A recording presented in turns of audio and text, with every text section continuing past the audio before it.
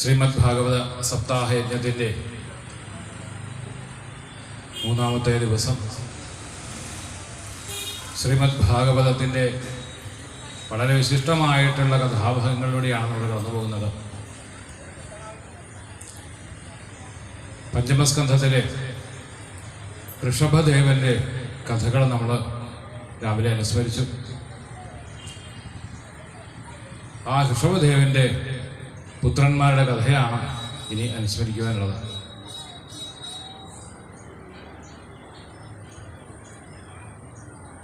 മതം എന്തിന്?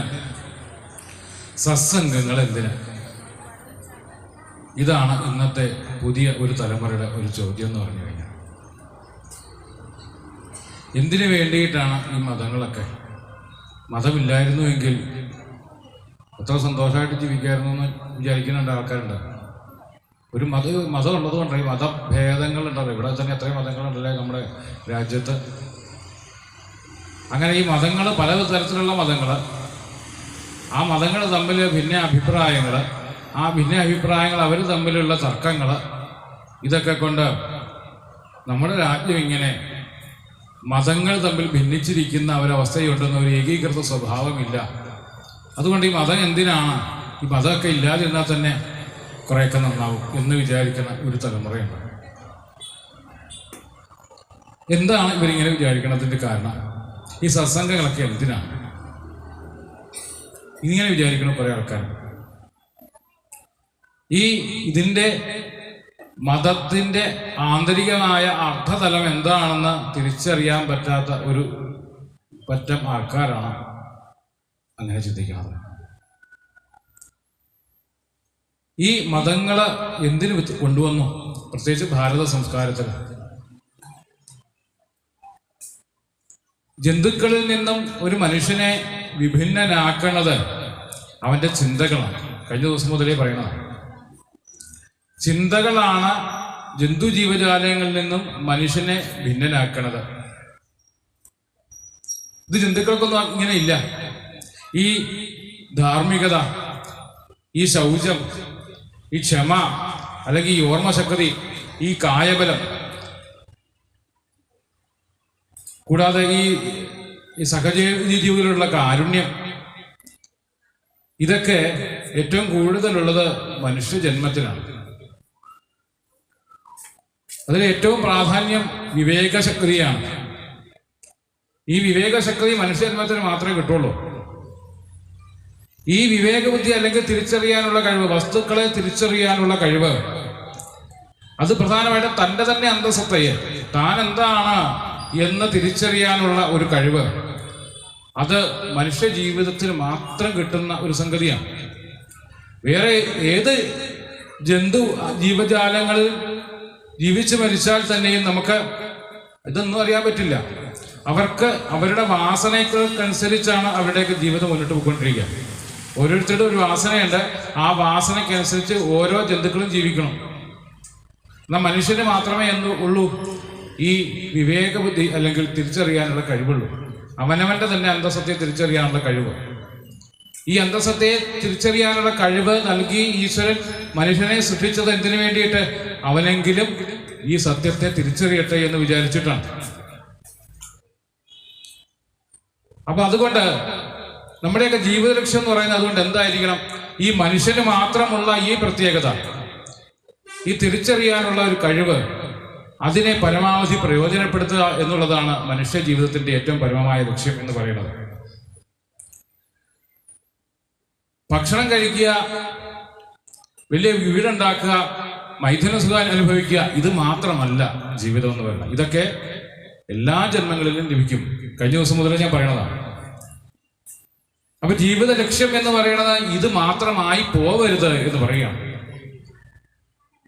അത് മാത്രമായി പോകുന്നത് കൊണ്ടാണ് നമ്മൾക്ക് എന്ത് വേണമെന്ന് പറഞ്ഞത്? മതങ്ങൾ വേണമെന്ന് പറഞ്ഞത്. നമ്മുടെ ലക്ഷ്യം ഇത് മാത്രമായി പോകുന്നു. അതുകൊണ്ട് പൂർണ്ണമായിട്ട് സുഖം ലഭിക്കുന്നുണ്ടോ എന്ന് ചോദിച്ചാൽ സുഖം ലഭിക്കുന്നില്ല. തന്നെ കുറച്ചു കാലം സുഖം ലഭിക്കുന്നുണ്ട്, തുച്ഛമായ കാലത്തേക്ക് സുഖം ലഭിക്കുന്നുണ്ട്. ആ സുഖം എന്ന് പറയുന്നത് വളരെ കുറച്ച് സമയം നിലനിൽക്കുള്ളൂ, പിന്നീട് അത് ദുഃഖമായിട്ട് തന്നെ മാറുന്നുണ്ട്. അതുകൊണ്ട് നാം നേടേണ്ടത് ഈ സുഖം തേടലല്ല, ആനന്ദത്തെ അനുഭവിക്കുന്നതാണ്. ആനന്ദത്തെ അനുഭവിക്കുന്നതിന് വേണ്ടിയിട്ടാണ് മനുഷ്യജന്മം നമുക്ക് തന്നിരിക്കുന്നത്. ആ ആനന്ദത്തെ അനുഭവിക്കുന്നതിന് വേണ്ടിയിട്ടുള്ള ഈ മനുഷ്യജന്മം പരമാവധി പ്രയോജനപ്പെടുത്തുകയാണ് നമ്മൾ ചെയ്യേണ്ടത്. എങ്ങനെ? ഈ വിവേകത്തെ, ഈ തിരിച്ചറിയലിനെ വളർത്തി എടുത്തുകൊണ്ടിരിക്കുക. അതിന് പല പല മാർഗങ്ങളും മുൻകാലങ്ങളിൽ നമ്മൾ ഋഷീശ്വരന്മാർ നമുക്ക് നൽകിയിട്ടുണ്ട്. ഏത് മാർഗവും നമുക്ക് സ്വീകരിക്കാം. ഒരുപാട് മാർഗങ്ങളുണ്ട്. അതിലെ പ്രധാനപ്പെട്ട മാർഗങ്ങളാണ് ഭക്തിമാർഗം, ജ്ഞാനമാർഗം, കർമ്മമാർഗം. ഇങ്ങനെ 3 തരത്തിലുള്ള മാർഗം. ഇതിലേത് മാർഗത്തിലൂടെ വേണമെങ്കിലും നമുക്ക് ഈശ്വരനെ പ്രാപിക്കാവുന്നതാണ്. ഇതിലേറ്റവും ശ്രേഷ്ഠം എന്ന് ഭാഗവതം പറയുന്നത് ഭക്തി മാർഗം തന്നെയാണ്. മറ്റ് മാർഗങ്ങളെക്കാളും മറ്റു മാർഗങ്ങളും നല്ലതാണ്, എങ്കിലും ശ്രേഷ്ഠമാണ് ഭക്തി മാർഗം. ഇതിലൂടെ വളരെ എളുപ്പത്തിൽ സാധിക്കും. അതാണ്. മറ്റേതൊക്കെ അത്ര എളുപ്പമല്ല. എളുപ്പത്തില് ഈ തിരിച്ചറിവ് ഉണ്ടാകാൻ ഏറ്റവും നല്ല മാർഗം ഭക്തി മാർഗം തന്നെയാണ്. എന്താണ് ഈ ഭക്തി എന്ന് പറഞ്ഞാൽ? അതാണ് നമുക്കിപ്പോഴും സംശയം. ഭക്തി എന്ന് പറഞ്ഞു കഴിഞ്ഞാൽ നെറ്റിയിൽ ചന്ദനക്കുരിയും തൊട്ട് നടക്കുന്നവരൊക്കെ ഭക്തന്മാരാണ് എന്ന് നമ്മൾ വിചാരിക്കും. എല്ലാവരും അങ്ങനെ ഭക്തന്മാരാണോ? അല്ല. നെറ്റി ചന്ദനക്കുരി കിട്ടിയാൽ അവൻ ഭക്തനാണ്? അല്ല. ഭക്തിയുടെ ആദ്യത്തെ ലക്ഷണം ഇവിടെ പറയുന്നത് ഒന്നാണ്, ഭഗവാൻ സദാ നമ്മുടെ കൂടെയുണ്ട് എന്ന അനുഭവം ഉള്ളവരാരാണോ അവരാണ് ഭക്തൻ എന്ന് പറയുന്നത്. മനസ്സിന്റെ ഉള്ളിൽ സദാ അനുഭവപ്പെടുന്ന ഭഗവത് സാന്നിധ്യത്തെയാണ് ഭക്തി എന്ന ആദ്യത്തെ നിർവചനം. മനസ്സിന്റെ ഉള്ളിൽ സദാ അനുഭവപ്പെടുന്ന ഭഗവത് സാന്നിധ്യം. അത് ഏത് രീതിയിലും മനസ്സിന്റെ ഉള്ളിൽ ഭഗവാന്റെ സാന്നിധ്യം ഉണ്ടായാൽ ആ സാന്നിധ്യം എല്ലാം ഉള്ളവരെയെല്ലാം ഭക്തന്മാര് എന്ന് തന്നെ വിളിക്കാറുണ്ട് ഭാഗവതം. അങ്ങനെ തന്നെ വിവിധ തരത്തിലുള്ള ഭക്തന്മാരുടെ കഥകളിലൂടെയാണ് പോയിക്കൊണ്ടിരിക്കുന്നത്. പലതരത്തിലുള്ള ഭക്തന്മാരുണ്ട്. അതിലെ മനസ്സിന്റെ ഉള്ളിൽ സദാ ഏത് രീതിയിലായി, പ്രേമഭാവത്തോടെ ആയിക്കോട്ടെ, ദ്വേഷഭാവത്തോടെ ആയിക്കോട്ടെ, ഏത് ഭാവത്തിലും ഭഗവാൻ ഉണ്ട് എന്ന തോന്നൽ വരുമ്പോഴാണ് ഭക്തിയാകുന്നത്. കംസനും ഭക്തിയാണെന്നാണ് പറയുന്നത്. ഹിരണ്യാക്ഷനും ഹിരണ്യകശിപും ഒക്കെ ഭക്തന്മാരാണെന്നാണ് ഭാഗവതം പറയുന്നത്. എന്താണ് അങ്ങനെ പറയാൻ കാരണം?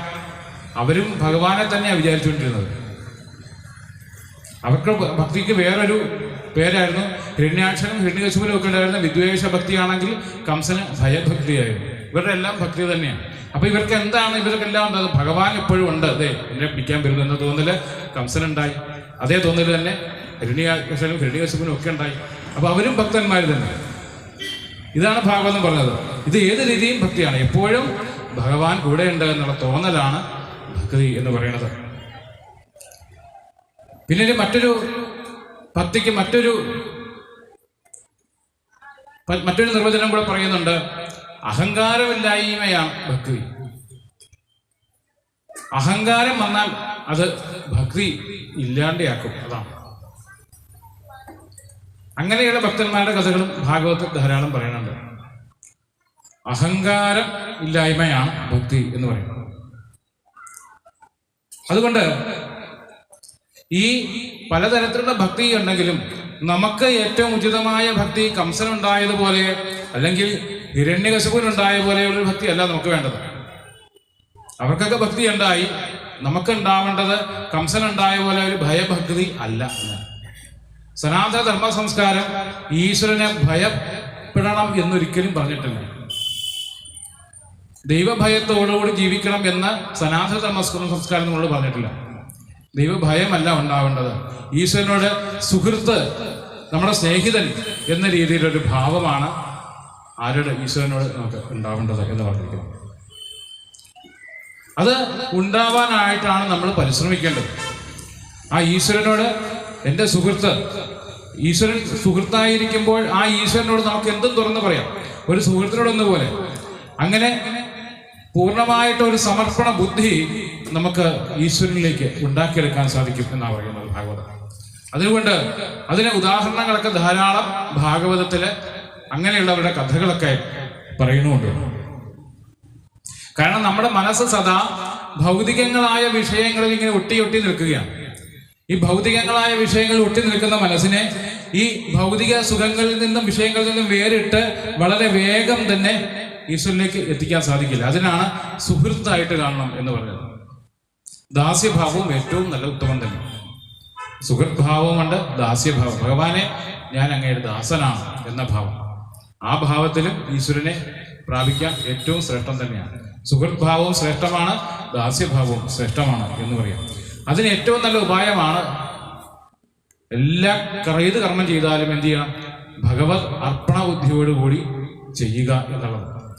എന്ത് ചെയ്താലും ഭഗവാന് സമർപ്പിച്ച് ശീലിച്ചു കഴിഞ്ഞാൽ ഇതിൽ നിന്ന് നല്ലൊരു മാറ്റം ഉണ്ടാകും എന്ന് പറയാം.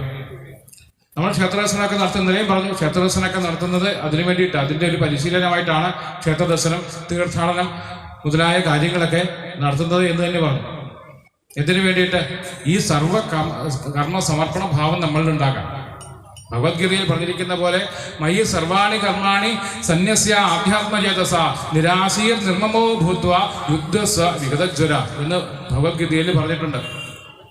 എന്ത് കർമ്മം ചെയ്താലും എന്ത് തന്നെ അതല്ല, മയ്യ സർവാണി കർമാണി സന്യസ്യ ആധ്യാത്മചേതസ, എനിക്ക് സമർപ്പിച്ചുകൊണ്ട് നിനക്ക് എനിക്ക് വേണ്ടിയിട്ട് ചെയ്യുന്നു എന്നുള്ള ഭാവം വിടിഞ്ഞ് എല്ലാം ഈശ്വരാർപ്പണ ബുദ്ധിയോട് കൂടിയിട്ട് ചെയ്യുക ഏത് കർമ്മം ചെയ്യുമ്പോഴും. ക്ഷേത്ര ദർശനത്തിലൂടെ നമുക്കത് സാധിക്കുമെന്നുള്ളതാണ് പറഞ്ഞത്. അതുപോലെയാണ് പുണ്യതീർത്ഥ സ്നാനങ്ങളും ഒക്കെ. അതുപോലെ തന്നെയാണ് ഈ ഏകാദശി മുതലായ വ്രതങ്ങളൊക്കെ അനുഷ്ഠിക്കുന്നത് കൊണ്ട്. ഇതെല്ലാം എന്തിനു വേണ്ടിയിട്ടാണ്? ഈ ഈശ്വരാർപ്പണ ബുദ്ധി നമ്മൾ ഉണ്ടാക്കിയെടുക്കുന്നതിന് വേണ്ടിയിട്ടാണ്.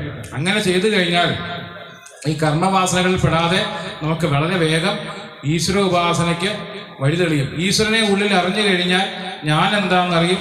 ഞാൻ എന്താണെന്ന് അറിഞ്ഞാൽ ഈ പ്രകൃതി എന്താണെന്നറിയും. പ്രകൃതി എന്താണെന്നുള്ള തിരിച്ചറിവ് ഉണ്ടായി കഴിഞ്ഞാൽ നമുക്ക് ആനന്ദത്തെ അനുഭവിക്കാൻ സാധിക്കും.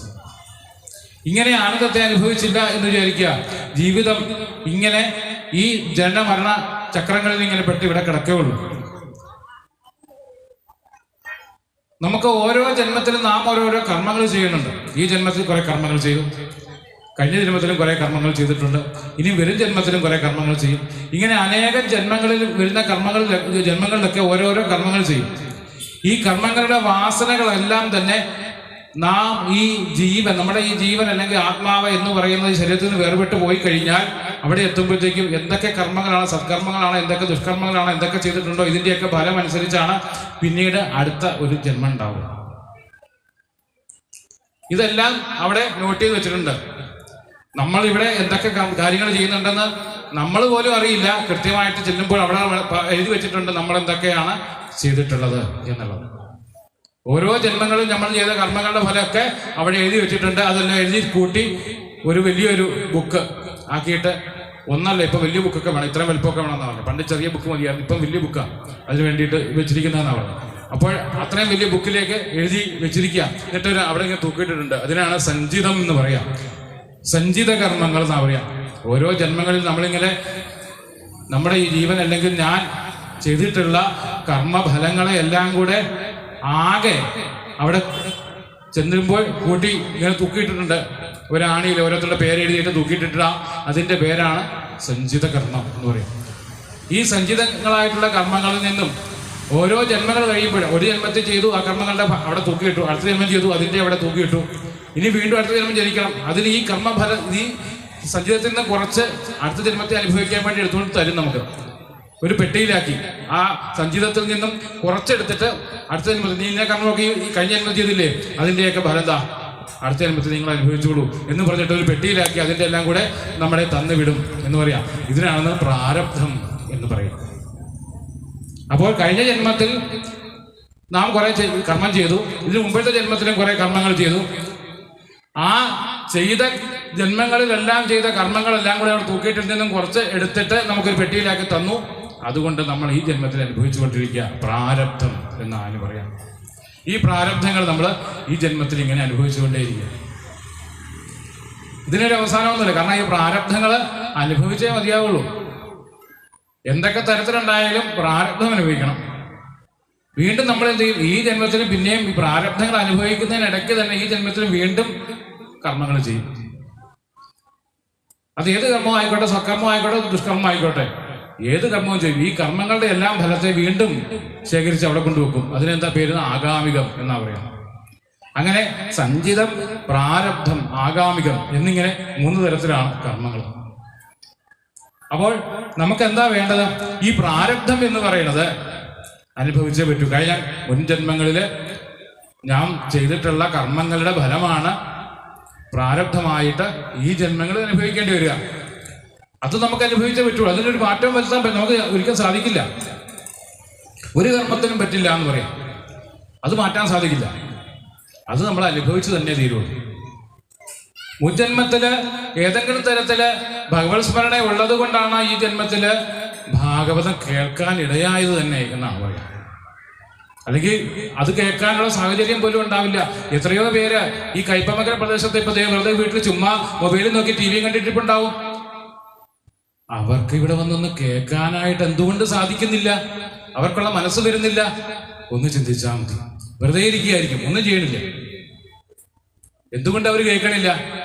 അവരുടെ പ്രാരബ്ധം അങ്ങനെയാണ്. മുജ്ജന്മങ്ങളില് അതിനുള്ള സുഹൃതം അവർ ചെയ്തിട്ടില്ല.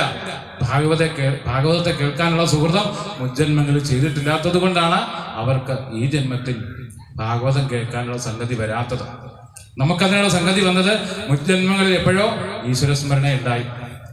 ആ ഈശ്വരസ്മരണയാണ് നമുക്ക് ഈ ജന്മത്തിൽ ഭാഗവതത്തെ കേൾക്കാനുള്ള സംഗതി ഉണ്ടാക്കിയത്. എന്നാൽ നമുക്ക് ഈ ഭാഗവതം കേട്ടത് കൊണ്ട് പ്രാരബ്ധത്തെ പൂർണ്ണമായിട്ട് ഒഴിവാക്കാൻ പറ്റുമോ? ഇല്ല.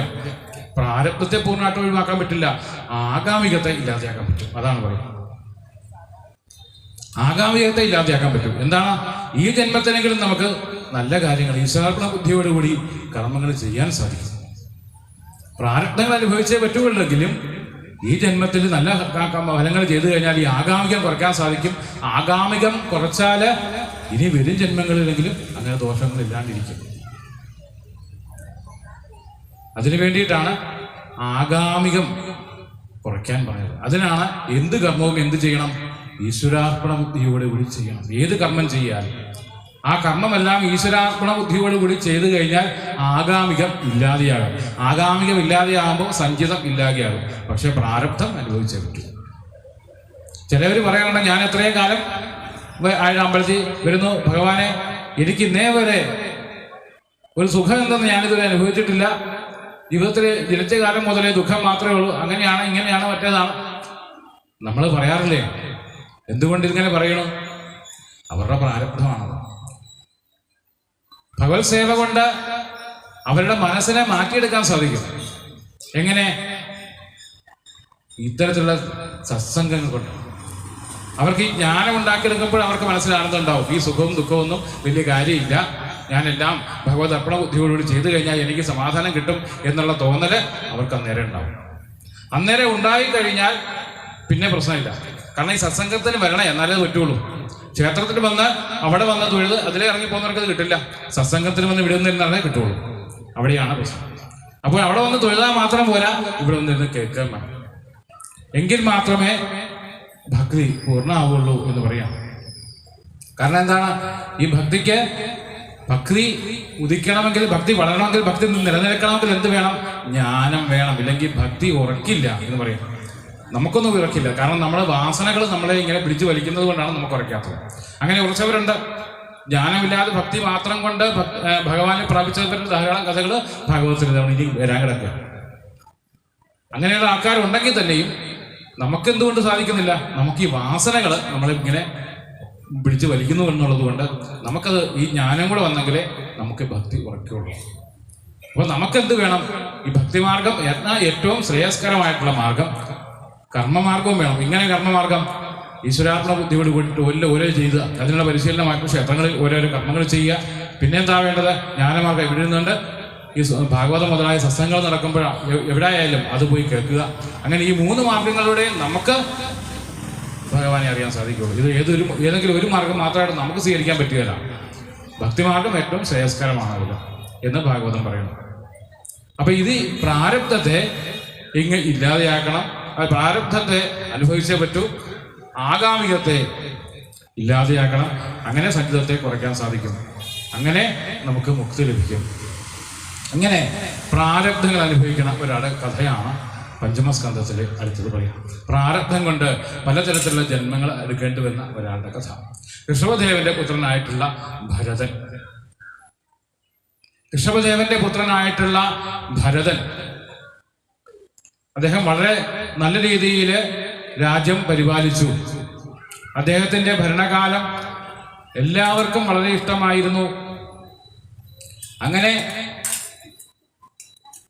രാജ്യം ഭരിച്ച് കുറെ കാലം കഴിഞ്ഞപ്പോൾ അദ്ദേഹത്തിന് തോന്നി ഇനി വെറുതെ ഈ രാജ്യം ഭരിച്ച് ഇങ്ങനെ നടക്കണ്ട. പെട്ടെന്ന് അദ്ദേഹത്തിന്റെ ഉള്ളില് ആത്മജ്ഞാനം ഉണ്ടായി. സന്യാസിക്കാൻ പോകാം. രാജ്യമൊക്കെ ഉപേക്ഷിച്ച് അദ്ദേഹം സന്യസിക്കാനായിട്ട് കാട്ടിലേക്ക് പോവുകയാണ്. അദ്ദേഹം കാട്ടിലെത്തി. കാട്ടില് ഒരു ചെറിയൊരു പുഴ, ആ പുഴയുടെ തീരത്ത് അദ്ദേഹം ഇരുന്നു. അങ്ങനെ കണ്ണടച്ചിരുന്ന് ധ്യാനിച്ച് ഭഗവാനെ തപസ് ചെയ്യാനായിട്ട് ഇങ്ങനെ ഇരിക്കുന്ന സമയത്ത് പെട്ടെന്നൊരു ശബ്ദം കേട്ടു. ഒരു ശബ്ദം കേട്ടപ്പോൾ പെട്ടെന്ന് ഒരു ചെന്നായ ഓടി വരുന്നു. ആ ചെന്നായ ഒരു മാനിനെ പിടിക്കാനായിട്ട് ഓടി വരികയാണ്. ഈ മാനാണ് പൂർണ്ണ ഗർഭിണിയാണ്. ഈ ചെന്നായെ പേടിച്ച് മാന് എങ്ങോട്ട് വീണു? ഈ പുഴയിലേക്ക് വീണു. പുഴയിൽ വീണതും പൂർണ്ണ ഗർഭിണിയായ ഈ മാൻ പ്രസവിച്ചു ഒരു കുഞ്ഞു മാൻകുട്ടി. ഇത് കാണുകയാണ് ഈ തപസ് ചെയ്യാൻ വന്നിരുന്ന ഈ ഭരതൻ. ഇത് കണ്ട ഭരതൻ ഉടനെ എന്ത് ചെയ്തു? വെള്ളത്തിലേക്ക് എടുത്തു ചാടിയെങ്കിലും ആ പ്രസവിച്ച് വീണ ആ കുട്ടി മാനെ മാത്രം രക്ഷിക്കാൻ സാധിച്ചുള്ളൂ. ആ തള്ളമാനാണെങ്കിൽ ഒഴുകി അങ്ങ് പോവുകയും ചെയ്തു. അതിനെ രക്ഷിച്ചു, കരയ്ക്ക് കയറ്റിയപ്പോൾ വിചാരിച്ചു ഇതിനെ എങ്ങനെയെങ്കിലും വളർത്തണം. കാരണം ഇതിന്റെ അമ്മയില്ല, ഇതിന്റെ അമ്മ മരിച്ചുപോയി, ഇതിനെ വളർത്തണ്ടേ എന്ന് വിചാരിക്കുക.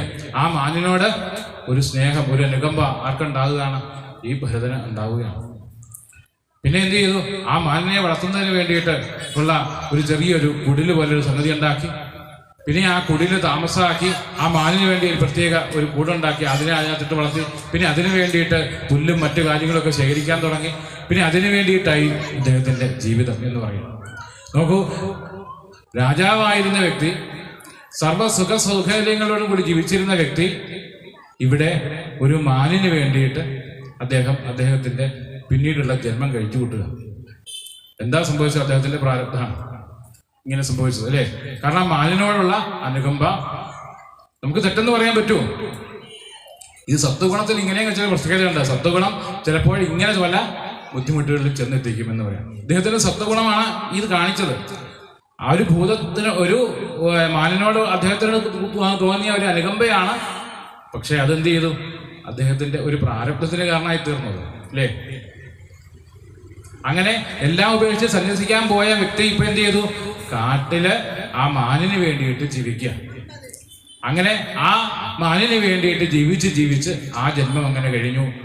അടുത്ത ജന്മം മാനായിട്ട് ജനിച്ചു എന്നാ പറഞ്ഞത്.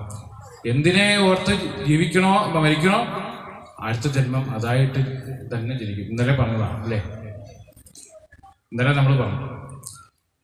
അതേപോലെ തന്നെയാണ് ഇവിടെ പിന്നീട് ആ ഭരതൻ മാനായിട്ട് ജനിച്ചു. ആ മാനിന്റെ ശരീരത്തിൽ ഇരുന്നു കൊണ്ടും അദ്ദേഹം സത്സംഗങ്ങളൊക്കെ ചെയ്തിരുന്നു എന്നാണ് പറഞ്ഞത്. ഈ ജവനാശ്രമത്തിലൊക്കെ ചെന്ന്, ആശ്രമത്തിലെ സമീപത്തൊക്കെ ചെന്നിരിക്കും, അവിടെ നടക്കുന്ന സത്സംഗങ്ങളൊക്കെ ഇങ്ങനെ കേട്ടിരിക്കുമെന്നാണ് പറയുന്നത്. അങ്ങനെ ആ മാനജന്മത്തിനും അദ്ദേഹത്തിന് പൂർവ്വജന്മ സ്മൃതി ഉണ്ടായി എന്നാ പറയാം. നമുക്കൊന്നും ഉണ്ടാവില്ല, അദ്ദേഹത്തിന് ഉണ്ടായിരുന്നു എന്നാ പറയാം. അപ്പൊ പൂർവ്വജന്മ സ്മൃതി ഉണ്ടായിരുന്നു. അദ്ദേഹം ആ ജന്മത്തിലും അദ്ദേഹം ഈശ്വരഭജനം ഇങ്ങനെ ചെയ്തുകൊണ്ടിരുന്നു. അതുകൊണ്ട് പ്രാരബ്ധം പുള്ളിയുടെ അവസാനിക്കില്ല, പ്രാരബ്ധം തീർന്നില്ല എന്ന് മനസ്സിലാക്കി ആ കുറെ കാലം കഴിഞ്ഞപ്പോൾ ആ ജന്മവും മാനിന്റെ ജന്മം ഉപേക്ഷിച്ചു. പിന്നീട് വീണ്ടും ഒരു മനുഷ്യനായിട്ട് ഒരു ബ്രാഹ്മണ കുടുംബത്തിൽ ജനിച്ചു എന്ന് പറയാം. അങ്ങനെ ബ്രാഹ്മണ കുടുംബത്തിൽ ജനിച്ചു. കുട്ടിക്കാലത്ത് തന്നെ അച്ഛനും അമ്മയൊക്കെ നഷ്ടപ്പെട്ടു. സഹോദരങ്ങളാണ് വളർത്തിയത്. അങ്ങനെ വളർന്നു വരികയാണ്. ബ്രാഹ്മണനായതുകൊണ്ട് ഉപനയനമൊക്കെ കഴിപ്പിച്ചു എന്ന് മാത്രമേ ഉള്ളൂ. ഗായത്രി മന്ത്രം പോലും ചൊല്ലാൻ അറിയില്ല. അങ്ങനെയായിരുന്നു. ഒന്നിനും താല്പര്യമില്ലാതെ നടന്നു എന്ന് പറയും. കാരണം ഈ പൂർവ്വജന്മ സ്മൃതി അദ്ദേഹത്തിന് അപ്പോഴും ഉണ്ടായിരുന്നു. അദ്ദേഹം എന്ത് ചെയ്തു? ഒരു കർമ്മവും ചെയ്യണില്ല. ശരീരത്തിന് വേണ്ടിയിട്ട് ഒരു കർമ്മവും ചെയ്യാത്ത രീതിയിൽ അദ്ദേഹം ഇങ്ങനെ നടക്കണം. ആരെങ്കിലും എന്തെങ്കിലും കൊണ്ട് കൊടുത്താൽ കഴിക്കും, ഇല്ലെങ്കിൽ കഴിക്കണം, കഴിച്ചില്ലെങ്കിലും കുഴപ്പമില്ല, അങ്ങനെ ഇരുന്നു. അങ്ങനെ ഒരു പ്രത്യേക സ്വഭാവമായിരുന്നു എന്ന് പറയാം. കുളിക്കുകയില്ല, നനയ്ക്കുകയില്ല, അങ്ങനെ ഒരു ജഡനെ പോലെ നടക്കുന്നതുകൊണ്ട് അദ്ദേഹത്തെ ജഡഭരതൻ എന്നാണ് എല്ലാവരും വിളിച്ചിരുന്നത് എന്ന് പറയാം. അങ്ങനെ ആ ജഡഭരതൻ ഇങ്ങനെ ഒരു കർമ്മവും ചെയ്യാൻ താല്പര്യമില്ല. അങ്ങനെ ഇരിക്കുമ്പോൾ ജ്യേഷ്ഠന്മാർ എന്ത് ചെയ്തു? അദ്ദേഹത്തെ ഒരു കാവൽ പണിക്ക്, ഒരു കൃഷിസ്ഥലത്ത് കാവൽക്കാരനായിട്ട് നിയോഗിച്ചു. കാരണം അവിടെ ചുമ്മാ ഇരുന്നാൽ മതിയല്ലോ, ശമ്പളവും കിട്ടും. ചുമ്മാ അവിടെ ഇരുന്നാൽ മതി, പറഞ്ഞ ശമ്പളം കിട്ടും. അങ്ങനെ എന്ത് ചെയ്തു? അദ്ദേഹത്തെ അവിടെ കൊണ്ടിരുത്തി, കാവൽക്കാരനായിട്ട് കൊണ്ട് ഇരുത്തി. അദ്ദേഹം അവിടെ ഇരിക്കുക, എവിടെ കൊണ്ടിരുത്തിയാലും അവിടെ ഇരിക്കും, വെള്ളം കൊടുത്താൽ കഴിക്കും. അതാണ് അദ്ദേഹത്തിൻ്റെ ഒരു പ്രകൃതം. ശരീരത്തിന് വേണ്ടി പ്രത്യേകിച്ച് ഒരു കർമ്മവും ചെയ്യില്ല. അങ്ങനെയാണ്. അങ്ങനെ അദ്ദേഹം ഒരു കൃഷിസ്ഥലത്ത് കാവൽക്കാരനായിട്ട് ഇങ്ങനെ ഇരിക്കുന്ന സമയത്താണ് അവിടെ ഒരു ശൂദ്രപ്രമുഖൻ ഒരു സന്താനലബ്ധിക്ക് വേണ്ടിയിട്ട് ഭദ്രകാളിക്ക് ഒരു നരബലി കൊടുക്കണം എന്ന് തീരുമാനിക്കുക. സന്താനലബ്ധിക്ക് നരബലി ഭദ്രകാളിക്ക് ഏറ്റവും പ്രിയപ്പെട്ടതാണത്രേ. ഈ ശൂദ്രപ്രമുഖൻ എന്നൊക്കെ പറയുമ്പോൾ വേറെ ഒന്നും വിചാരിക്കരുത്. ഈ ബ്രാഹ്മണ ക്ഷത്ര വൈശ്യശൂദ്രരൊക്കെ കർമ്മബന്ധമാണ്. നമ്മുടെ ഏറ്റവും വലിയ ഒരു തെറ്റെന്താണെന്ന് വെച്ചാൽ ഇതിനെ തെറ്റിദ്ധരിച്ചതാണ്. എന്താണ് ബ്രാഹ്മണ്യം, എന്താണ് ക്ഷത്രിയം, എന്താണ് വൈശ്യൻ, എന്താണ് ശൂദ്രം, ഇതൊന്നും നമ്മൾ ശരിയായ രീതിയിലല്ല മനസ്സിലാക്കിയത്. ഭഗവാൻ ഭഗവത്ഗീതയിൽ പറഞ്ഞ ചാതുർവർണ്ണ്യം മയാ സൃഷ്ട ഗുണകർമ്മ വിഭാഗശ എന്നാ പറയുന്നത്. ഇത് വർണ്ണങ്ങൾ എന്നാ പറഞ്ഞത്, ജാതി എന്നല്ല പറഞ്ഞത്. നമ്മൾ മനസ്സിലാക്കിയത് ജാതിയാണ് വർണ്ണം. ജാതിയും വർണ്ണവും രണ്ടാണ്. ഇതാണ് നമുക്ക് വന്ന ഏറ്റവും, ഇതൊന്നാണെന്ന് ധരിച്ചു. ജാത്യാലുള്ളതാണ് ജാതി, അത് ജാത്യാല്. പക്ഷെ എന്താണ് വർണ്ണം? എന്തിനാണ്? തൊഴിലിന്റെ അടിസ്ഥാനത്തിലാണ് വർണ്ണങ്ങളെ നിശ്ചയിച്ചത്. ഭഗവാൻ അങ്ങനെയാണ് ഗീതയിൽ വ്യക്തമായിട്ട് പറഞ്ഞിട്ടില്ലേ? എന്തുകൊണ്ട് നമ്മളിത് മനസ്സിലാക്കാതെ പണ്ട് കാലം മുതലേ ജാതിയുടെ അടിസ്ഥാനത്തിൽ വർണ്ണത്തെ വേർതിരിച്ചു എന്ന് എനിക്കറിയാൻ പറയുന്നത്. ഇപ്പോഴും നമ്മൾ അങ്ങനെ തന്നെ ചിന്തിച്ചിരിക്കുന്നു. ഇപ്പോഴും അങ്ങനെ തന്നെയാണ്, ജാതിയുടെ അടിസ്ഥാനത്തിലാണ് വർണ്ണങ്ങളെ വേർതിരിക്കുന്നത്. ശരിക്കും അങ്ങനെയല്ല. ഭഗവാൻ അന്ന് തന്നെ പറഞ്ഞു ഇങ്ങനെ, ജാതി വേറെ വർണ്ണം വേറെ, ഇത് രണ്ടും രണ്ടാണ്. ഇത് വ്യക്ത രീതിയിൽ മനസ്സിലാക്കാതെ നമ്മൾ എന്ത് ചെയ്യുന്നു? ഇപ്പോഴും ചെയ്തുകൊണ്ടിരിക്കുന്നതാണ്. ജാതിയും വർണ്ണവും ഒന്നാണെന്ന് വിചാരിച്ച് ജാത്യ ഉള്ളതാണ്. അതല്ല, അങ്ങനെയല്ല. ബ്രാഹ്മണൻ ജാത്യാലുള്ളതല്ല, ക്ഷത്രിയൻ ജാത്യാലുള്ളതല്ല, വൈശ്യനും ജാത്യാലുള്ളതല്ല, ശൂദ്രനും ജാത്യാലുള്ളതല്ല. കർമ്മങ്ങൾക്കനുസരിച്ചാണ് ഇതൊക്കെ ഉണ്ടാക്കിയത്. ഭഗവത്ഗീതയിൽ വ്യക്തമായിട്ട് തന്നെ പറഞ്ഞിട്ടില്ലേ? ഗുണകർമ്മ വിഭാഗശ എന്ന് തന്നെ പറഞ്ഞിട്ടുണ്ട്. എന്തുകൊണ്ട് ഇത് കേൾക്കുന്നില്ല നമ്മളെന്ന് ഞാൻ ആലോചിക്കുന്നു. ഇതൊന്നും ഇന്നത്തെ ഭരണകർത്താവ് ഇതൊന്നും കേട്ടിട്ടില്ല എന്ന് ഞാൻ ആലോചിക്കാറില്ല. ഗുണകർമ്മ വിഭാഗശ, ഗുണകർമ്മങ്ങൾക്കനുസരിച്ച് ഓരോരുത്തരും ചെയ്യുന്ന തൊഴിലിന്റെ അടിസ്ഥാനത്തിലാണ് വർണ്ണങ്ങളെ വേർതിരിച്ചിട്ടുള്ളത്. അല്ലാതെ ഒരു തരത്തിലും ജാത്യാലല്ല, ജാതിയുടെ അടിസ്ഥാനത്തിലല്ല. ജാതി വേറെ വർണ്ണം വേറെ. ഇങ്ങനെ തന്നെയാണ് പണ്ട് കാലത്ത് ഭഗവാൻ പറഞ്ഞു വെച്ചത്. പക്ഷെ നമ്മൾ ഇതൊക്കെ തെറ്റിദ്ധരിച്ചു. ആരോ തെറ്റിദ്ധരിപ്പിച്ചു എന്നാണ് ഞാൻ മനസ്സിലാക്കിയത്. ആരോ തെറ്റിദ്ധരിപ്പിച്ചു. എന്തിനു വേണ്ടിയിട്ട്? അവർക്ക് എന്തെങ്കിലും നേട്ടം ഉണ്ടാവാം, അത് നമുക്ക് വിട്, അത് നമ്മുടെ കാര്യമല്ല. എങ്കിലും പക്ഷേ അതുകൊണ്ട് നമ്മളിപ്പോഴും ദുഃഖങ്ങൾ അനുഭവിക്കുന്നത് അതുകൊണ്ടാണ്. ജാതിയുടെ വേർതിരിവൊക്കെ ഇപ്പോഴും നമ്മുടെ നാട്ടിലൊക്കെ ഇപ്പോഴും സുലഭമായിട്ട് നടക്കൊണ്ടിരിക്കും. ഒരു കുഴപ്പമില്ല, ഇഷ്ടം പോലെയാണ്. എന്താണ് ഇത് മനസ്സിലാക്കാത്തതുകൊണ്ട് സംഭവിക്കുന്നത്? അപ്പൊ ഇവിടെ ശൂദ്രൻ എന്ന് പറഞ്ഞ ശൂദ്രൻ ജാതി എന്നല്ല അർത്ഥം. ശൂദ്രൻ എന്ന് പറയുന്നത് അധസ്ത്രിതം ആൾക്കാരുടെ നീചകർമ്മങ്ങൾ ചെയ്യുന്ന ആൾക്കാരെ, ആഭിചാരങ്ങൾ ചെയ്യുന്ന, നീചകർമ്മങ്ങൾ ചെയ്യുന്ന ആൾക്കാരെയാണ് ഇവിടെ ശൂദ്രൻ എന്ന് പറഞ്ഞത്. അല്ലാതെ ഇവിടെ ജാതിയുടെ അടിസ്ഥാനത്തിലല്ല. അങ്ങനെയുള്ള കർമ്മം ചെയ്യുന്നവരെ ആയതുകൊണ്ടാണ് അവരെ ആ പേര് പറഞ്ഞത്. അത് നമ്മൾ മനസ്സിലാക്കണം. കാരണം ഇത് പറഞ്ഞില്ലെങ്കിൽ അവർ ശൂദ്രപ്രമുഖം ചെയ്തു എന്ന് പറയുമ്പോഴത്തേക്കും അവർ വിചാരിക്കില്ല ഈ ജാതിയുടെ അടിസ്ഥാനത്തിലല്ല, വർണ്ണാടിസ്ഥാനത്തിലാണ്. ഇതിങ്ങനെ തന്നെയാണ് ഭാഗവതവും പറഞ്ഞത്. നമ്മുടെ സനാതന സംസ്കാരം ഇക്കാലവും പറഞ്ഞത് ഇത് തന്നെയാണ്. പക്ഷെ നമ്മളിത് മനസ്സിലാക്കുന്നില്ല, ഇപ്പോഴും മനസ്സിലാക്കുന്നില്ല എന്നുള്ളതാണ് ഏറ്റവും വലിയ പ്രശ്നം. അപ്പോൾ ഈ ഇദ്ദേഹം സന്താനലബ്ധിക്ക് വേണ്ടിയിട്ട് ഒരു നരബലി നടത്താൻ തീരുമാനിക്കുക. അതിന് പറ്റിയ ഒരാളെ അന്വേഷിച്ച് അദ്ദേഹത്തിൻ്റെ ഭൃത്യന്മാരിങ്ങനെ നടക്കുന്ന സമയത്താണ് ആരെ കാണുന്നത്? ഈ ജഡഭരതനെ കാണുന്നത്. ജഡഭരതനെ കണ്ടപ്പോൾ അദ്ദേഹം കണ്ടാൽ നല്ല ശരീരമൊക്കെ ഉണ്ട്. കാരണം പ്രത്യേകിച്ച് പണിയൊന്നും ചെയ്യുന്നില്ല, ചുമ്മാ ഇങ്ങനെ ഇരിക്കുക. അപ്പോൾ പ്രത്യേകിച്ച് പണിയൊന്നും ചെയ്യുന്നില്ല, നല്ല ശരീരമൊക്കെ ഇങ്ങനെ ഉണ്ട്. അങ്ങനെ ഒരുത്തനാ ഈ കൊള്ളാം, ഇഷ്ടം പോലെ മാംസമൊക്കെ ഉണ്ട്, ഭദ്രകാളി ദേവിക്ക് തൃപ്തിയാകും എന്ന് വിചാരിച്ച് അദ്ദേഹത്തെ കൊണ്ടുപോവുക. അദ്ദേഹത്തെ കൊണ്ടുപോയി ആ ബലിതർപ്പണം ചെയ്യാനായിട്ട് ഉള്ള ബലിപീഠത്തിലൊക്കെ ഇരുത്തി ചുവന്ന പട്ടൊക്കെ ഉടുപ്പിച്ച് കഴുത്തിൽ ഒരു മാലയൊക്കെ ഇടിയിച്ചു, ചുവന്ന മാലയൊക്കെ ഇടിയിച്ച്, എന്നിട്ട് ഈ വെളിച്ചപ്പാട് തുള്ളുന്ന പോലെ ആ തുള്ളി വരികയാണ്. ആ ബലി ചെയ്യാനുള്ള ആ കർമ്മി ഇങ്ങനെ തുള്ളി വന്ന് വെട്ടാനായിട്ട് ആഞ്ഞങ്ങോട്ട് അടുത്തപ്പോഴേക്കും ആ ഭദ്രകാളി ആ സ്വരൂപത്തിൽ നിന്നും, അവിടെ ഉണ്ടായിരുന്ന വിഗ്രഹത്തിൽ നിന്നും ആ ഭഗവതി അമ്മ ദാ പുറത്തേക്ക് ചാടി വന്ന് വീണു. പുറത്തേക്ക് ചാടി വന്ന് വീണ് ഈ ബലി കർമ്മത്തിന് കൂട്ടുനിന്നവരെല്ലാം ഭദ്രകാളി അമ്മ അങ്ങനെ വെട്ടിക്കൊന്നു എന്ന് പറയാം. അങ്ങനെ ആ ഭഗവതി എല്ലാവരെയും ഇല്ലാതെയാക്കി തൻ്റെ ഭക്തനെ ആ ഭഗവതി രക്ഷിച്ചു. അദ്ദേഹം തൻ്റെ ഭക്തൻ തന്നെയാണ്. കാരണം എന്താ, വേറൊരു ചിന്തയില്ലാണ്ടിരിക്കുകയാണ്. അതാണ് ഉത്തമ ഭക്തൻ. സദാ ഈശ്വരചിന്തയോടുകൂടി, വേറെ ഒന്നുമില്ലല്ലോ, ഒരു ഭൂത ഹൃദയങ്ങളെ ദ്രോഹിക്കാതെ സച്ചിന്ത മാത്രത്തോട് കൂടിയിട്ട് ഒന്നും ചെയ്യാണ്ട് ഇങ്ങനെ നടക്കുന്ന വ്യക്തിയാണ്. അതാണ് ഏറ്റവും ഉത്തമമായ ഭക്തൻ. ആ ഉത്തമ ഭക്തനെ രക്ഷിക്കണ്ടേ, അതിനു വേണ്ടിയിട്ട് ഭദ്രകാളിയമ്മ ആ വിഗ്രഹത്തിൽ നിന്നാ പുറത്തേക്ക് ചാടി എന്ന് പറയാണ്. അങ്ങനെ ആ ഭദ്രകാളിയമ്മ അനുഗ്രഹിച്ചു, ആ ജഡഭരതനെ അനുഗ്രഹിച്ചു, അയച്ചു എന്ന് പറയാം. അതിനുശേഷം അദ്ദേഹം ഇങ്ങനെ അവിടെ നിന്ന് രക്ഷപ്പെട്ട് ഇങ്ങനെ യാത്ര ചെയ്തുകൊണ്ടിരിക്കുകയാണ്. അങ്ങനെ യാത്ര ചെയ്ത് കുറേ ദൂരം ചെന്നപ്പോഴാണ് സിന്ധു സൗവീര എന്ന പ്രദേശത്തിൻ്റെ രാജാവായിട്ടുള്ള അധിപതിയായിട്ടുള്ള രഘുഗണൻ എന്ന് പറയുന്ന ഒരു രാജാവ്. അദ്ദേഹം ഭഗവത് തത്വം അറിയുന്നതിന് വേണ്ടിയിട്ട് കപിലാശ്രമത്തിലേക്ക് പോവുകയാണ്. ഒരു പല്ലക്കിലാണ് യാത്ര ചെയ്യുന്നത്. ആ പല്ലക്കിൽ ഇരുന്നു കൊണ്ട് കപിലാശ്രമത്തിലേക്ക് യാത്ര ചെയ്യാനായിട്ട് പോയപ്പോഴേക്കും പല്ലക്ക് ചുമക്കുന്ന ആൾക്കാർ ക്ഷീണിച്ചു. അപ്പൊ വേറെ ആരെയെങ്കിലും ഒരാളെ കിട്ടുകയാണെങ്കിൽ ഇവർക്ക് ഇടയ്ക്കുന്ന കൈമാറിയെടുക്കാമല്ലോ എന്ന് വിചാരിച്ചിട്ട് ഇങ്ങനെ അന്വേഷിച്ച് നടക്കുമ്പോഴാണ് ജഡഭരതൻ ഇങ്ങനെ നടക്കണത് കാണുന്നത്. അങ്ങനെ ജഡഭരതൻ നടക്കണത് കണ്ടപ്പോൾ അവർ ചെന്ന് ഭൃത്യന്മാര് എന്നിട്ട് അദ്ദേഹത്തെ കൈക്ക് വിളിച്ചപ്പോൾ തന്നെ അദ്ദേഹം കൂടെ പോന്നു. അദ്ദേഹത്തിനൊന്നുമില്ല, ഇവിടെ പിടിച്ചു നിർത്തി ഈ പല്ലക്കെടുത്ത് തോളിലേക്ക് വെച്ച് കൊടുത്തു. തോളിലേക്ക് വെച്ച് കൊടുത്തു. നടന്നോളാൻ പറഞ്ഞു. ഇദ്ദേഹം ഇങ്ങനെ സ്വാഭാവികമായിട്ട് എല്ലാവരും നടക്കുന്ന പോലെ പുള്ളി ഇങ്ങനെ നടന്നു. എന്നാൽ പല്ലക്കിന്റെ സ്പീഡും ബാക്കിയുള്ള സ്പീഡും ഇദ്ദേഹത്തിന്റെ സ്പീഡും തമ്മിൽ യോജിക്കാൻ പറ്റാണ്ടായി. ഇദ്ദേഹം വളരെ പയ്യെ നടക്കുള്ളൂ. കാരണം ഇദ്ദേഹത്തിന് ചെന്നിട്ട് വലിയ കാര്യമൊന്നുമില്ല, പെട്ടെന്ന് ഒരു കാര്യമില്ല. ഇദ്ദേഹം വളരെ സൂക്ഷിച്ച് സാവധാനം നടക്കുന്ന ഒരു പ്രകൃതക്കാരനാണ്. വേഗം കൊണ്ട് ചെയ്തിട്ട് ഒരു കാര്യമില്ല. അത് മാത്രമല്ല, പോകുന്ന വഴിക്ക് ഏതെങ്കിലും വഴിയിലൂടെ ഉറുമ്പോ എല്ലാം പോയിട്ടുണ്ടെങ്കിൽ അതിനെ ചവിട്ടുന്നില്ല, നമ്മൾ അവിടെ നിൽക്കും, ഉറുമ്പ് അവിടെ പോയിട്ട് പോകാം. അങ്ങനെ ശ്രദ്ധിച്ച് മാത്രം നടക്കുന്ന വ്യക്തിയാണ് അത്രയും. അങ്ങനെ ഒരു വ്യക്തിയാകുമ്പോഴത്തേക്കും പല്ലക്ക് ചുമക്കുന്ന മറ്റുള്ളവർക്ക് അത് ബുദ്ധിമുട്ടായി. കാരണം 4 പേരും ഒപ്പം നടന്നെങ്കിലല്ലേ പല്ലക്ക് ഒരേപോലെ പോകാൻ പറ്റുള്ളൂ. ഇത് പറ്റുന്നില്ല. അങ്ങനെ വന്നപ്പോഴത്തേക്കും ഇത് കണ്ടപ്പോൾ രഘുഗണൻ അങ്ങോട്ട് സഹിച്ചില്ല. ആരാണ് ഈ പല്ലക്കിന്റെ വേഗതയും കൊണ്ട് ശരിയാവണില്ല. ഒരു സ്ഥലം ചെരിഞ്ഞു പോകണു, ഒരു ചപ്പ അങ്ങോട്ട് പോകണു, ഇങ്ങോട്ട് പോകുന്നു. അദ്ദേഹത്തിന്റെ ഇരിപ്പ് അങ്ങോട്ട് ശരിയാവണില്ല. രഘുഗണന് ദേഷ്യം വന്നു. ഇത് ആര് കാരണമാണ് പല്ലക്ക് ഇങ്ങനെ അങ്ങോട്ടും ഇങ്ങോട്ടും ഒക്കെ പോണത്?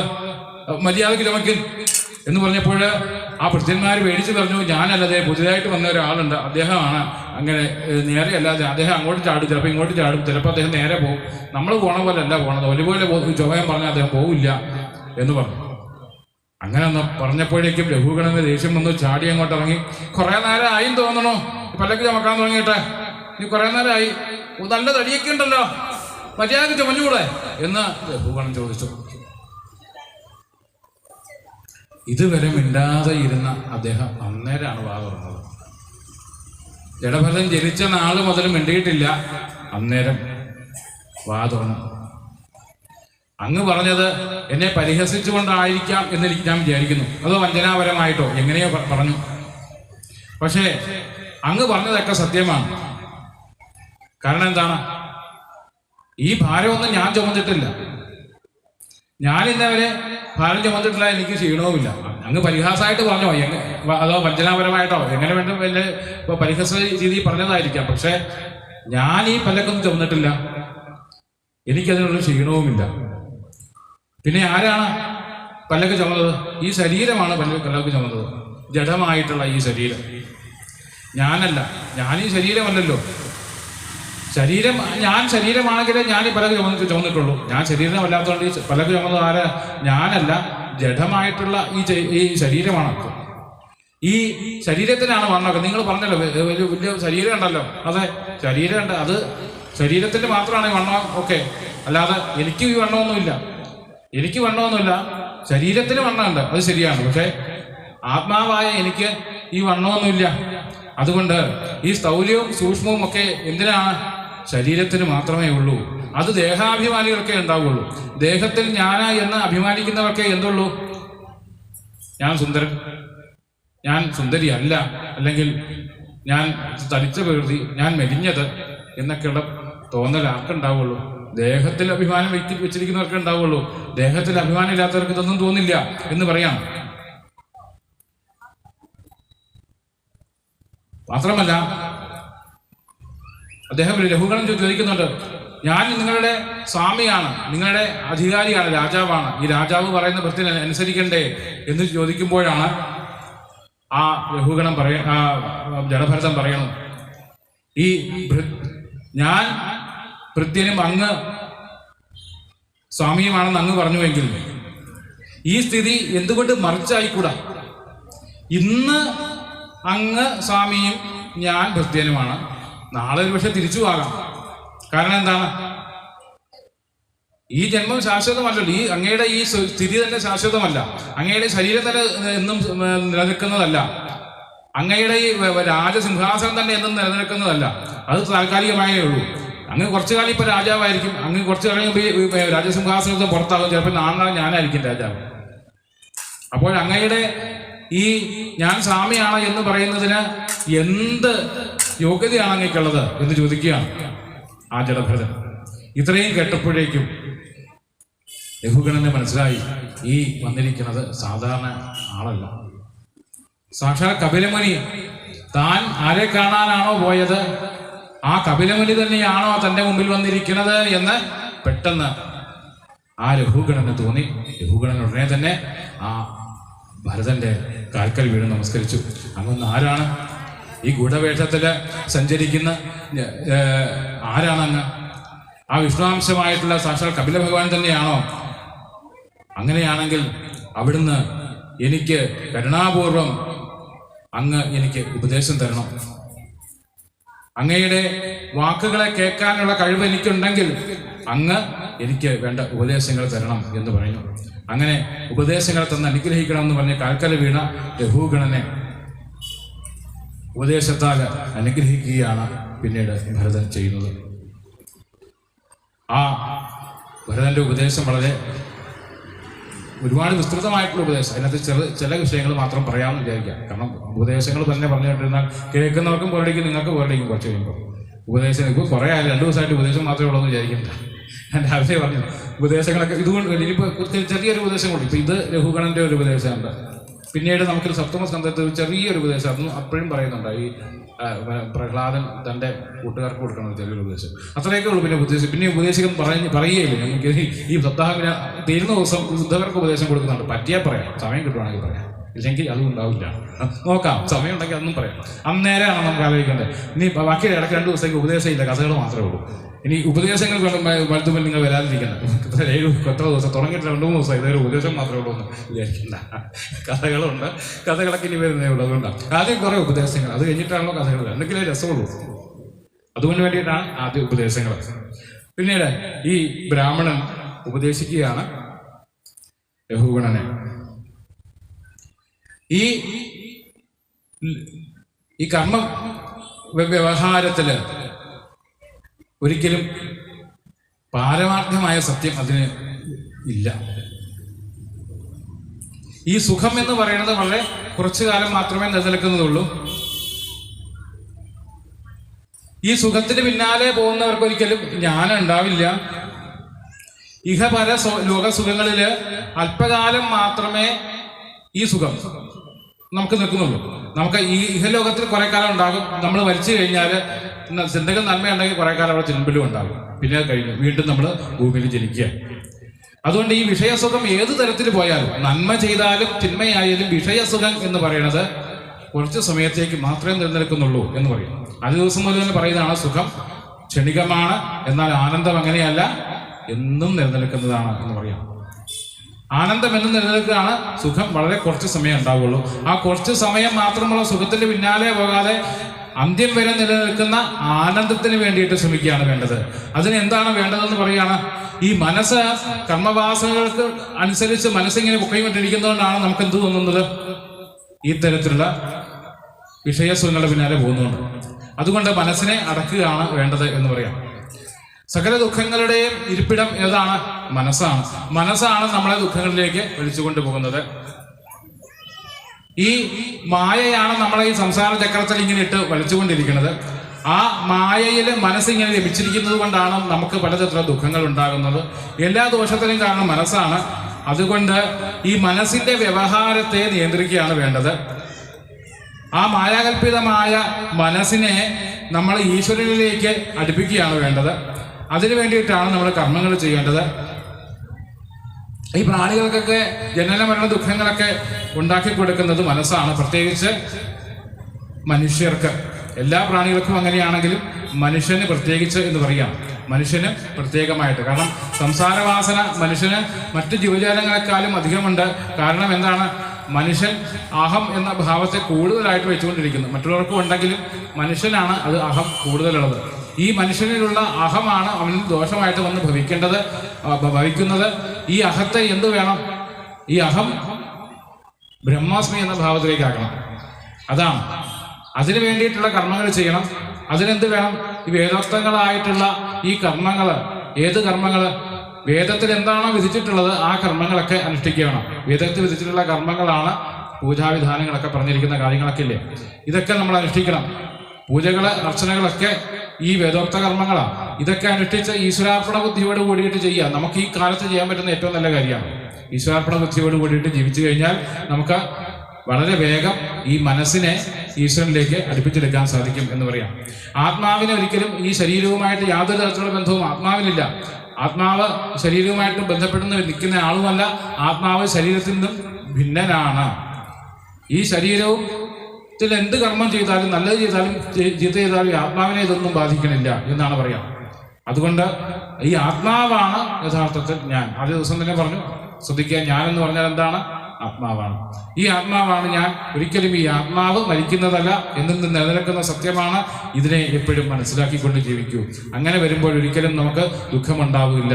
ദുഃഖമുണ്ടാകാൻ നമുക്ക് സാധ്യതയുള്ള ഈ വാസനകളെയൊക്കെ ഈശ്വരാർപ്പണ ബുദ്ധിയോടുകൂടി അങ്ങനെ ചെയ്ത് ശീലിച്ചു കഴിഞ്ഞാൽ നമുക്ക് എന്ത് ചെയ്യാൻ പറ്റും? ഈ സംസാരമാകുന്ന സാഗരത്തെ എളുപ്പം തരണം ചെയ്യാൻ സാധിക്കും എന്നാണ് പറയുന്നത്. ഞാൻ ചുരുക്കിയിട്ട് പറഞ്ഞത് വലിയൊരു ഉപദേശം അധികമായാൽ അതും ബുദ്ധിമുട്ട് വരും. അതുകൊണ്ട് നമുക്ക് ഏറ്റവും നല്ല ഉപദേശമാണ്, നമുക്ക് ഏറ്റവും കിട്ടിയിട്ടുള്ള സൗഭാഗ്യം എന്ന് പറഞ്ഞിരിക്കുന്നത് പട്ടേതിരിപ്പാട് പറഞ്ഞ പോലെ ഹന്തഭാഗ്യം ജനാനാം എന്ന് പറഞ്ഞില്ലേ, ഒരു ഭവനവരെ ഹന്തഭാഗ്യം ജനാനാം എന്ന് പറഞ്ഞില്ലേ.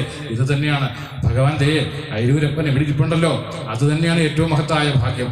ഇതിവിടെ ഉണ്ടല്ലോ, പിന്നെ എന്തിനു നിങ്ങൾ ദുഃഖിക്കേണ്ട ആവശ്യം എന്തിന്? നിത്യവും ഭഗവാനോട് വന്ന് പറഞ്ഞാൽ പോരെ. നമ്മുടെ ആഗ്രഹങ്ങൾ ഓരോന്നോരോന്നായിട്ട് ഭഗവാന്റെ മുമ്പിൽ പറഞ്ഞാൽ പോരെ. നിത്യവും പറഞ്ഞു കഴിഞ്ഞാൽ ആ ഭഗവാൻ സാധിപ്പിച്ചു തരുമല്ലോ. അങ്ങനെ നിരന്തരമായിട്ട് ഭഗവാൻ അർച്ചനകളും പൂജകളും ചെയ്യുമ്പോഴും മനസ്സിനെ പൂർണ്ണമായിട്ടും ഭഗവാനിലേക്ക് സമർപ്പിച്ചു കഴിയുമ്പോൾ നമുക്ക് ഒരു സാന്ത്വനം ഉണ്ടാവും ഭഗവാനെ. ആ സാന്ത്വനമാണ് പിന്നീട് നമുക്ക് ആ ജ്ഞാനത്തിലേക്ക് വഴിതെളിക്കുന്നത്. അതുകൊണ്ട് ആ സാന്ത്വനം ഉണ്ടാക്കണം. അതിനെന്ത് വേണം? നിരന്തരമായ ഭഗവത്സ്മരണ വേണം. ഒരു ദിവസമോ 2 ദിവസമോ പോരാ, നാളെയും വരണം, ഇന്നും വരണം, നാളെയും വരണം, എല്ലാ ദിവസവും വരണം. അങ്ങനെ നിരന്തരമായ ഭഗവത്സ്മരണയോട് കൂടിയിട്ട് പ്രാർത്ഥിച്ചാൽ മാത്രമേ നമുക്ക് ആ ലക്ഷ്യത്തിലേക്ക് എത്തിച്ചേരാൻ സാധിക്കുകയുള്ളൂ. രഘുഗണന്റെ ഉപദേശം ഇത് തന്നെയാണ്. അതിന്റെ ചുരുക്കം ഇത് തന്നെയാണ്. എന്താണ്? ഈശ്വരസ്മരണ ഉണ്ടാവണം. മനസ്സിനെ പാകപ്പെടുത്തിയെടുക്കണം, ഈശ്വരാനുകൂലമാക്കിയെടുക്കണം. ഈശ്വരാർപ്പണ ബുദ്ധിയോട് കൂടിയിട്ട് സർവ്വകർമ്മങ്ങളും ചെയ്യുവാൻ മനസ്സിനെ പാകപ്പെടുത്തിയെടുക്കുക. അതിനു വേണ്ടിയിട്ട് കർമ്മങ്ങൾ ചെയ്യണം എന്നാണ് രഘുഗണന്റെ ഉപദേശത്തിന്റെ രത്നചുരുക്കമായിട്ട് പറയണത്. അതാണ് രഘുഗണ ഉപദേശം എന്ന് പറയുന്ന ഒരു വിഷയം. പഞ്ചമസ്കന്ധത്തിൽ പിന്നീട് പല വിഷയങ്ങളിലൂടെ പോകുന്നുണ്ട്. പിന്നീട് ഭൂഗോള വർണ്ണന മുതലായ വിഷയങ്ങളാണ് പഞ്ചമസ്കന്ധത്തിൽ അനുസ്മരിച്ചു വരുന്നത്.